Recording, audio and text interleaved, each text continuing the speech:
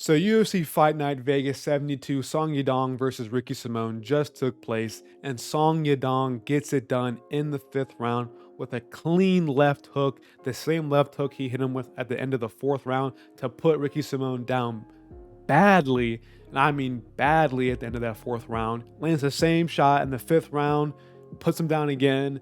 It only took a couple more shots of ground and pound to really put Ricky Simone away. Kind of a weird stoppage, but it was totally justifiable in the sense because Ricky Simone was kind of falling down as he was getting hit by ground and pound shots. He was trying to scramble out of it, but it was just too much, too overwhelming. Song Yadong gets it done in the fifth round.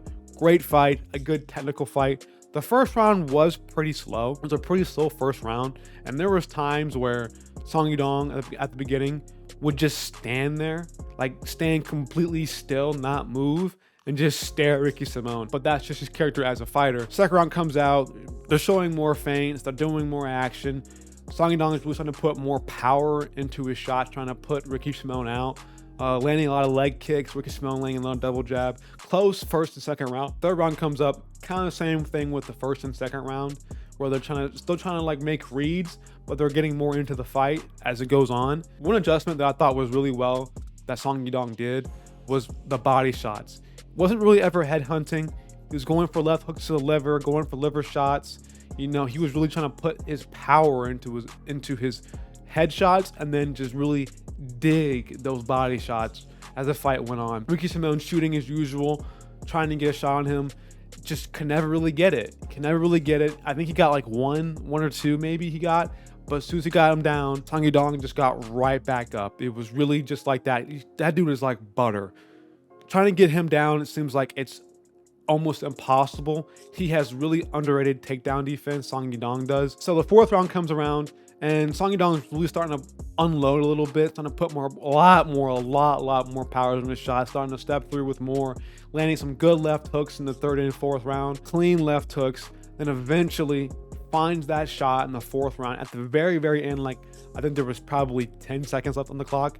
Lands a nice left hook, drops him bad. Then you see Ricky Simone go back to his corner all wobbly, asking his coaches what happened. And then he gets back out there in the fifth round and just eats another right hook on the top of the head, gets rocked, goes for a Philly shell.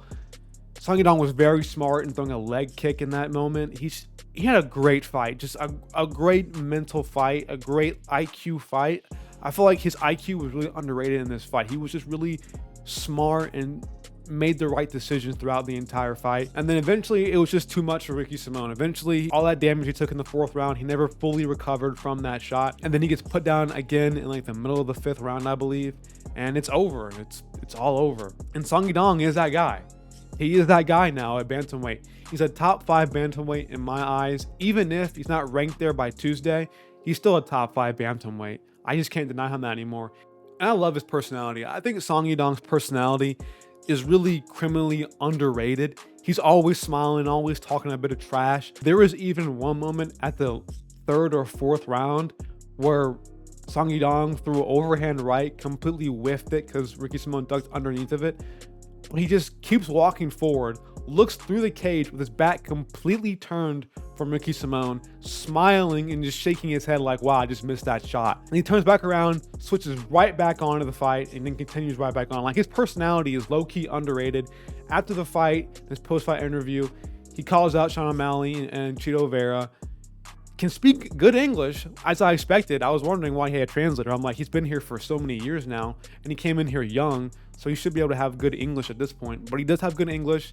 Didn't need much of the translator. They kind of had one there anyways, but he didn't really need much of his help. Calls out Sean O'Malley, calls out Chito Vera. Sean O'Malley fight, I don't really see happening. I see more the Chito Vera fight happening because that fight was more controversial. A lot of people scored that fight for Chito 2-1. But I don't know, it's a good fight. I'm excited to watch that fight. Hopefully they make that fight next. It makes all the sense in the world. They both just lost to Corey Sandhagen, even though Song Yadong's guy's victory over Ricky Simone. It's a great fight to make. And I think, honestly, personally, in a 3-rounder, I'm going to take Song Yadong. 5-rounder, I'll probably take Chito Vera. I don't know. It's a close fight, good fight. But Song Yadong is just getting so much better. He's just improving as a fighter more and more every time we see him. He's still young. He's 25 years old. He was 19 when he came inside the UFC. He's just that guy now. I think he'll eventually hold the belt. That might be a hot take, but I think he'll eventually somehow beat someone. His takedown defense is just way too good. He might even beat Merab just with how slick he is as a fighter, because when Ricky Simone's trying to take him down, he just slides out. It's just so easy for him just to slide out of a takedown. His defense is just so good. So I'm excited to see where he ends up in the bantamweight division. Ricky Simone, man, I don't know what's next for him. I gotta think about it more often to think what really is next for Ricky Simone. I don't even know what he needs to even improve on. He didn't really fight a bad fight. You know, he got caught in the fourth. Every round was pretty much close, but he got caught in the fourth, and it's just like, yeah, at that moment, it was pretty much over. He just couldn't recover at that point. So Ricky Simone, I guess, get back in the lab. Still a good fighter. I think eventually he can be a top 5 fighter as well. Don't know if he'll ever be champion, but he's still a great, tremendous fighter.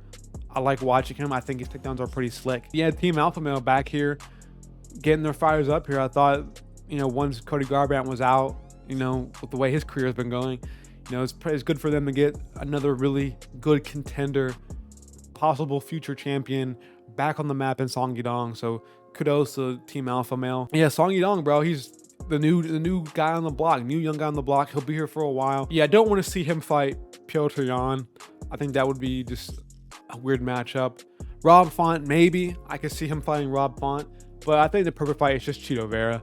That's just a more perfect fight out of all of it. Because let's be honest here, O'Malley's probably getting the next title shot, the winner of Sterling versus Cejudo. So yeah, I mean, good job. Song Yadong, bro, he's one of my favorite fighters. One of my sneaky top 5 favorite fighters of mine personally. Just sneakily in there. Don't know, just because his personality and his fight style. He just swings hard. He fights hard. He fights smart. He has great IQ. Great fighter. Good job to him.